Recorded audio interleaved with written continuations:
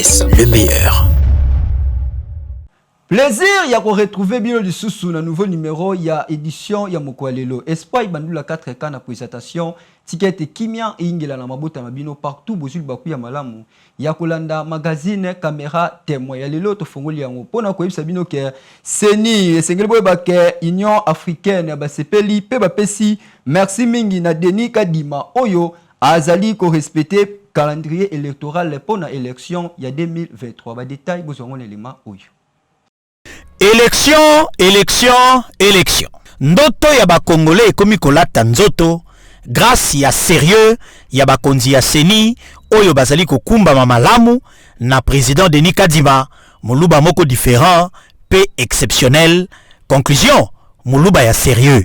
Likambu ya inclusivité pe respect ya calendrier électoral ezali kokamwisa ba partenaire pe ba observateurs internationaux. Boyeba été mokolo ya jeudi 31 août 2023 Union africaine etindaki basi pe ba mama oyo bazalaka na institution wana pona mission moko spéciale na cadre ya ba préparatif ya ba élection oyo ekosalama na décembre 2023 awa na République démocratique du Congo. Pona masolo oyo patron ya centrale électorale muluba ya sérieux de Nikadima azalaki accompagné na ba vice-président na Yemi Balé, Bienvenue Ilanga pe Didi Manara na rapporteur Patricien Seya pe questeur adjoint Sylvie Birembando Balume. Masolo oyo e balukaki autour ya participation ya basi pe ba jeune na processus électoral. Boyeba pe bosimba ete bandeko oyo ya Union africaine bakumisaki ba effort permanent pe makasi oyo ezali kosalama pona inclusivité pe respect ya calendrier électoral. Nous avons trouvé bonne écoute ici, que tout sera fait nécessairement pour qu'il y ait des élections paisibles, que l'image de la CENI que nous voyons, que nous avons même un branding qui se fait de communication pour montrer qu'ils font un travail remarquable de prévention, mais également de travailler avec les autorités, les autres autorités, mais aussi avec d'autres, le judiciaire, etc., mais avec les femmes qui sont à la base. Donc réellement, le travail de la CENI, nous l'avons applaudi. En tout cas, nous avons aussi amener notre contribution par rapport à ce que nous, même en tant qu'observatrice dans d'autres pays, mon pays, le Sénégal, où nous voyons même la parité est presque dans le code électoral et nous avons plus de 40% des femmes au niveau des parlements et du Sénat. Donc comment apprendre de cela et comment peut-être regarder, faire des propositions dans les prochaines élections pour que la femme puisse prendre le rôle qu'elle doit jouer, d'être active et non juste être, comme on dit, électrice. Tala, Ndeko, carte d'électeur na yo, bomba yango malamu, na seya mbetu, pona et permettre yo. Le 20 décembre 2023, au sala fiko fiona yo, malamu, pe, au décider pona avenir, yabana na biso, pe ya biso nyonso. Kasi, occasion il y a le 20 décembre 2023 wana ezali des possibilités pour ngai na yo peuple to pesa muluba ya sérieux kombo ya moto oyo tolingi a diriger biso lobby mokolango ekozala est élu président de la République Tosukiawa. Gouverneur ya ville province ya Kinshasa esengeli boyeba ke Gentini Ngobila Mbaka asolaki pe azui décision ya kofuta ba travailleurs nyonso ya hôtel de ville. Ba détail bozongo na élément oyo.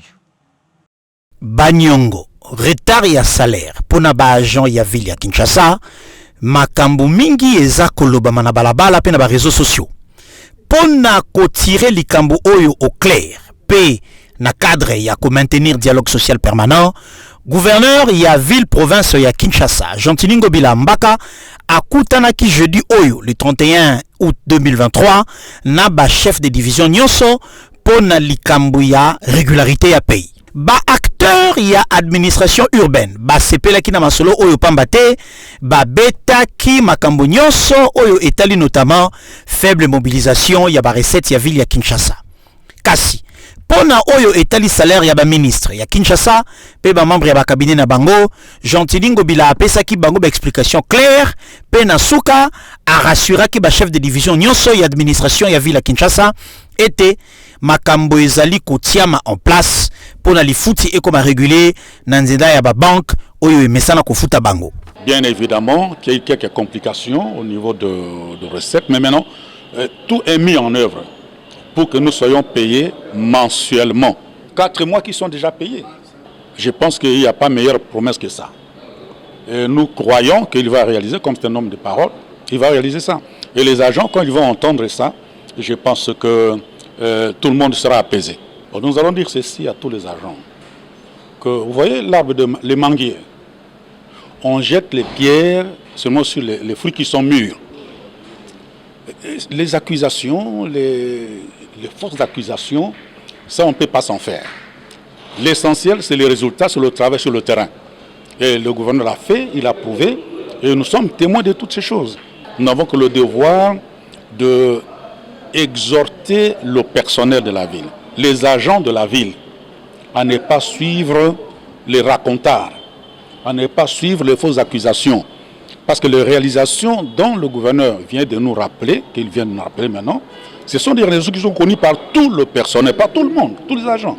Tala, malgré nyonso oyo ezali kolobama, ba chef de division et administration à ville ya Kinshasa balobi makambu Jantiningo bila lobi na bango ba sepeli makasi pe bazali kokoba na kosala mosala pona ko servir plus de 15 millions de Kinois oyo bafandaka na kati ya ville capitale. Sikoyo nyamu esilite na Lubumbashi esengeli bake exonération ezoboma économie ya mboka ba détail na élément oyo. Tangu mboka ezali koluka mbongo pe misolo pona ko financer gratuité enseignement, programme ya développement 145 territoires pe ba élection awa na Lubumbashi na province ya Okatanga, ministre ya hydrocarbures maître Didier Boudimbu auti ko constater que ba produits pétroliers belé ezali kokota na mboka kaka na système ya exonération. Et là qu'ici que ba opérateur pétrolier est belé awa na Okatanga bazali ko futa douane te pe ba taxe est belé te ko bosana te ba futa ka pe péage te. Kanda eleki patron ya ba hydrocarbures a bengisaki ba opérateur pétrolier nyonso pona ba solola na o etali likambo oyo. Pambate plus ya 10 millions ya ba litres ya ba produits pétroliers ezali kokota pe efuti taxe ata moko te ndeko. Situation oyo ezali ko affaiblir ba opérateur oyo ba futaka ba taxe na bango malamu pe Didier Boudimbu atuni bango mutuna moko likambo oyo ya ba exonération e bandaki ndenge nini yoka bango ba instruction e utaka Kinshasa pona ba exonération bozali komona awa. Dire que tous les problèmes viennent de Kinshasa, ça doit être réglé au niveau de Kinshasa, je pense que c'est un peu faux. Pourquoi c'est un peu faux? Les exos peuvent venir de Kinshasa, mais il y a une certaine réalité ici. Il y a des exos qui passent derrière de ONG, donc on ne sait pas retrouver l'opérateur qui est derrière. Pour pouvoir retrouver l'opérateur, nous devons venir sur place ici pour pouvoir les repérer. Parce que quand nous allons partir, quand on va quitter ici demain, il y aura des sanctions pour les opérateurs véreux. Nous allons retirer des titres, des autorisations, on va le faire. Et peut-être nous allons après étudier au cas par cas. Donc, quand nous venons vers vous, c'est que nous ne voulons pas sanctionner même les innocents comme la dernière fois ça a été fait. J'ai dû venir ici pour que nous puissions trouver des solutions ensemble. Avant d'agir, nous sommes venus vers vous, pour que vous puissiez nous dire là où ça ne va réellement pas. Si ça doit être confidentiel, si nous allons peut-être avoir une certaine liste pour que ça nous facilite dans notre travail, en tout cas, on aimerait bien voir ça. Kotala makambu oyo ezali koleka awa na province ya Okatanga na oyo etali ba exonération ba produits pétroliers et sengeli na gouvernement fongola miso pamba te soki régime ya ba homme fort ezako continuer kaka c'est que budget ya Sama Lukonde oyo azali kobongisa pona 2024 ekotikala ndoto ya baba penza oyo alobaka te. Tozonga na province ville ya Kinshasa pona koyebisa bino ke accident de circulation moko esalami 2 personnes bakufi bongo na commune ya Selemba ou Bejemanda azaki wana pe akomate lema oyo pona bino.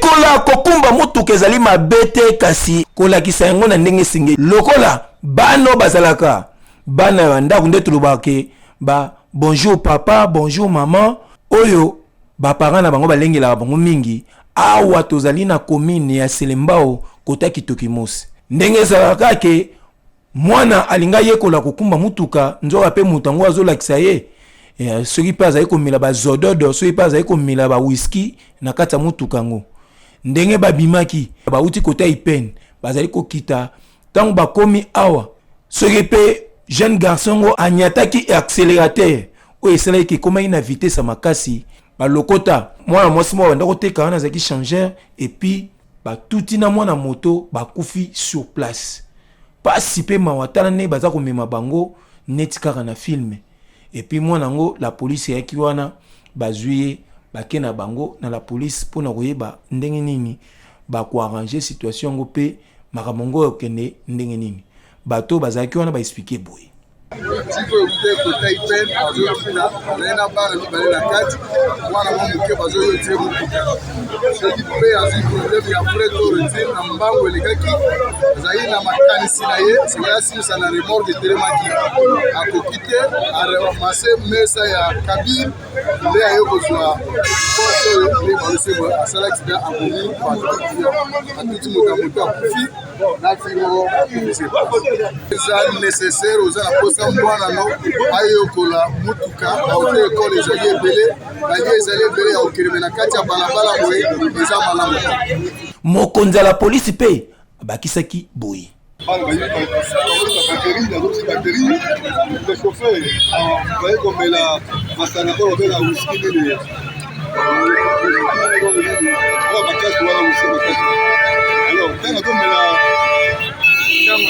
comme la whisky, donc à partir de whisky, on a 8 coups. Il descendait à Vivaline, à petit tonneau, à tout le monde à moto, il doit boire, il doit la moto. Dès que tu as gagné, tu as la carte à la la béni, comme on a passé,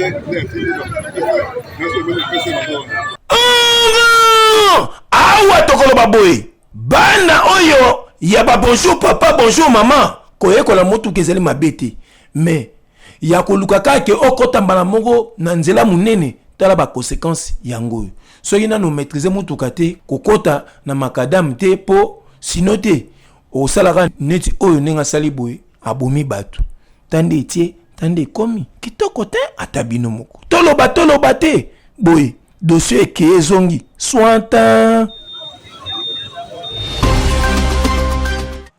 Na ville ya Beni esengeli baki misala ya 145 territoires ezosalama avec pacte na idéologie ba détail bozongo na élément oyo. Awa ezali triangle de la mort ndenge babengaka yango kasi ministre d'État pe ministre ya plan madame Judith Souminois akomaki awa na musuku zone rouge oyo esika baadef nalu bazalaki korenye pe bandoki oyo ya baadef batumba centre de santé oyo na Beni Mbau centre oyo ezalaki kosunga population pe etraumatisaki bango. Nevere njo tulionaka basoda banatokelea kubalikuwaka tu sawa basoda juu balikuwaka teni militaire après quelques minutes maere mwa hivi njo bakakuya balitokelea njia tu ya yulu bakakuya bakalunguza tu hôpital tukastuka hôpital sa kasi boye baete lelo grâce ya programme ya développement à 145 territoires pour nakolakisa restauration ya autorité ya l'État centre de santé ya sika na esika oyo etongami na makanisi oyo eutaki epai ya chef de l'État Félix Antoine Tshisekedi na Beni kaka population alakisaki esengo na ye pona hôpital oyo pe etongami na cadre ya kosunga bango na commune ya Oisha centre de santé Bakanja etongami malamu pe ebandi déjà kosala musala. Nous sommes satisfaits. Nous remercions grandement le président de la République. Un bâtiment qui est construit au standard international des centres de santé et qui permettra à la population d'être soignée dans de bonnes conditions. Sima ya visite ya infrastructure nyonso oyo touti komona pe école primaire Kitoyo, ministre ya plan alobaki boy. Je suis venu pour vraiment apporter ce message de paix de la part du président de la République, Félix Antoine Tshisekedi Tshilombo, et il a voulu mettre ce centre pour la population pour montrer comment il vous tient à cœur et comment votre situation ici, il veut vraiment qu'on arrive à avoir la paix. 1 million ya Congolais oyo bazali na Beni na kati ya 5 communes rurales balongoli souci oyo ezalaki kolakisa bokesine entre bango na Congolais oyo bafandaka na grande ville. Awa esengeli boye ba été programme de développement 145 territoires équipé esikate ata esika masasi utaki kobeta boye ba été misala ezali kokoba po autorité ya l'état esengeli penza ezonga mobimba. Bakangi bakuluna oba dérangeaka population ya Mitendi na commune ya Mongafula basali bango nini bozo ba détail na élément oyo.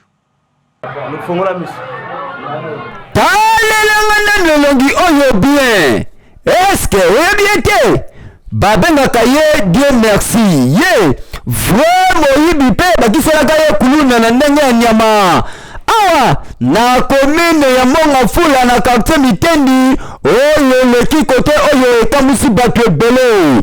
Mwana mobali oyo avandaki boye amoni mama batu azoleka na saki na ye alandi ye kaka ndenge ezalaka aluka abotola ye saki nzoka ndete akoyaki nde na libabe moko ya kosakana te mamango atimeli kote oyo bajeune garçon bazalaki ye atie kaka kivundu kolanda mama wana tisuka baekipera ye baniata ye mama na luzapi na ndenge moko ya kosakana te botala bino moko ndenge elongi evimbi ondie motu amelaki mai ya bicarbonate evimbisi elongi nzoka ndete eza nde mama na luzapi oyo azwaki yango nde esali elongi boye makilati na matoi azokoka kutu ata na kotambola lisusu te botala bageste oyo. La police ezalaka pe wana nzinga bona kobatela batu bayembangu barekipere ye bamemie mbala moko na susiati oyo ezalaki penepene wana po soki la police ewumelaki ya te jeune garçon oyo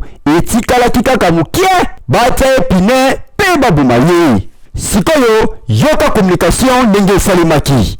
C'est-à-dire aza mwana moko afandi koto na Mitendi te auti selembao pour na Selembao toza na point chaud moko na Selembao tellement que frappe na frappe desiko bakimi akanisi koto ayeko batama zoka era ayeko batama koto bapesi biso fuite nae tokomi koluka ye toluki lukie azwa makate nzambe pe alalaka te lelo vers ba 0h na ikiri nae balingaki bamenace mama moko boye malchance naye ake kotombe na poule ya bagarde du corps ya général Mulume aza côté ya terrain ya église catholique nde bakangi nde général abengaki nga nde omoni tokitaki tokie kozwa ye tozwi batémoignage ke no moto oyo bayaki kopesanga information eza ye vraiment ye tokotinda ye aki de droit akende pa bazuzi basambisa ye bakatela ye etumbu na ye.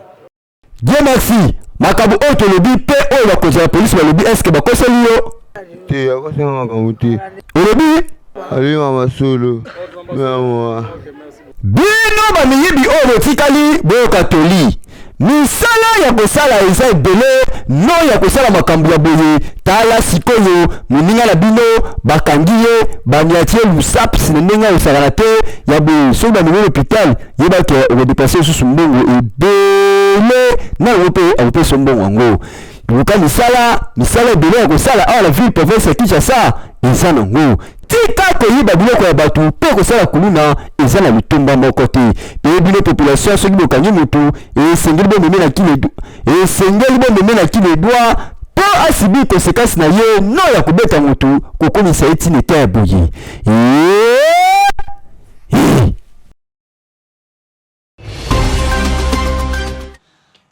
Na santé sengeli boye bake mingi baliaka miel to pe mafuta nzoi ndenge tobengaka na Kinshasa kasi baye ba reportage na wote. Irene Cécile Mwanza apesi ba détail na élément oyo. Mafuta nzoi to pe miel ndenge babengaka yango na lopoto epesaka to pe zongisaka système immunitaire elenge yango ezala consommé depuis plus de 12 000 ans. Eza anti-inflammatoire pe yango esungaka na digestion, ba articulation, trouble urinaire, ba rein pe lisusu maladie ya mikuwa. awa yokangai malamu pe na bokebi eza déconseillé to pe epekisami kopesa miel na bébé oyo nanu akokisi une année te. Miel to pe mafuta nzoi eza malamu po na motema pe eza na effet bénéfique na prévention ya ba cancer to pe ba maladie cardiovasculaire. Soki olingi omela miel esengeli kozwa lutu mibale na mokolo yango esungaka ko stabiliser glycémie pe kobongisa to ya cholestérol. Kasi awa esengeli kopona miel ya malamu penza. Pona loposo esungaka pona ko réduire vieillissement to pe bonuni ya loposo. Miel ezali ko contenir ba flavonoïdes oyo esungaka loposo ezala pepele. Mafuta nzoi esungaka pona kobikisa to pe kosilisa kosu ya makasi to pe ya kilo esengeli komela lutu moko mbala misatu na mokolo. Bamesana koyiba kasi lelo population bakangi bango banani bamiyibi na commune ya Kimbancheke. Bejemanda asali reportage OP a commenter. Bana mibali obozomona ba spécialiste kota muyibi ya bachombo na niveau ya 2 fois te. Bango nde baza wana bayibaka bato bachombo makasi. Awa na Kimbancheke so sali moins de pépins chombo leki surtout ba o bazara ketam so azokata makadam azana chombo la litoi. Yeba ke ezana ba spécialiste o bayibaka bato bachombo même ezalo tchaki yango na poche ya jean ya betaka dedwa bimsimba na moko pe lisusu na kata muyibi na bango wana bakoyaki na pula mabe batutaki mwana ya maki oyo bayibie babiloko na ye balie bamaki tout la mwisi ya zaza. La police tango ayoki ndenge wana balanda bango ndo moni bakangi bango mopiko ambika boye baza koya na bango kwatulu yoka kutu mwana maki oyo azaki victime ndenge expliquer telanga ba plata maki depuis lobi na komi na ndako te. Donc naza posa na kende ba famille na ye bafutanga kaka maki na ngai soki kuna bino bokolandela ye bolandela ye. Komanda ya la police pe alobi boyi bazo yiba biso to kanga kaka bazo kenda bazo tika ka metoko le matoko bando kanga ka bango kaka bazana batu bango obakoma soutenir bango so bakanga ya kena niveau ya parquet ba négocier et puis bazo bela kanini so kanya bi atoka ngai mama ko ya po ke mama tanga koma na parquet 100 000 200 000 batiki ye. Tozaka na bango liso wali so ba misu je kwa okozo bango lobi baza plus de 6 o bazo opérer na quartier 3 na Kingasa na suka na entrée Indu o bazo yiba basaki ba téléphone tozana bango tozaki bango lobi to kobenga ko yo so bango nyonso. Donc bana la leader na bango Sirete Jigoro tozana Transparent tozana Mulume tozana Kanku tozana Prince de bango nyonso kangaki bango bazali lobi oya okozo ba image bango na ba plaignant na bango bazali. En tout cas tokoloba boyi bana mibale oyo bisika na bango ezali penatani ya makasi sebaki na kolona masangu manioko pe biloko mususu po tangu toza kolia yango esala biso bien ke bano bazalaka awa na Kishasa pona konyokola biso tande etie tande ekomi kitoko te ata bino moko toloba te. En tout cas pona dossier eke ezongi woo.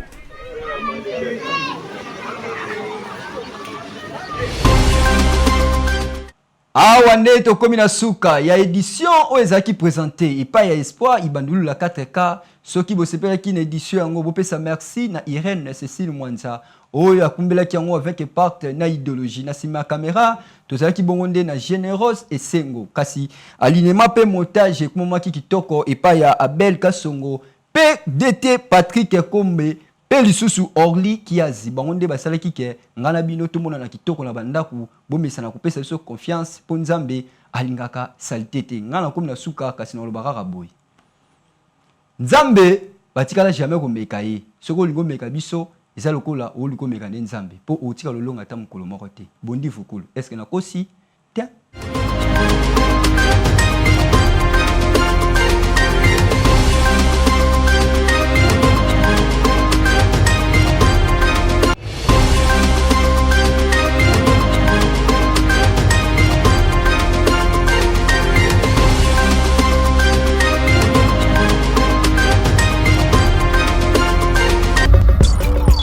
GIS, le meilleur.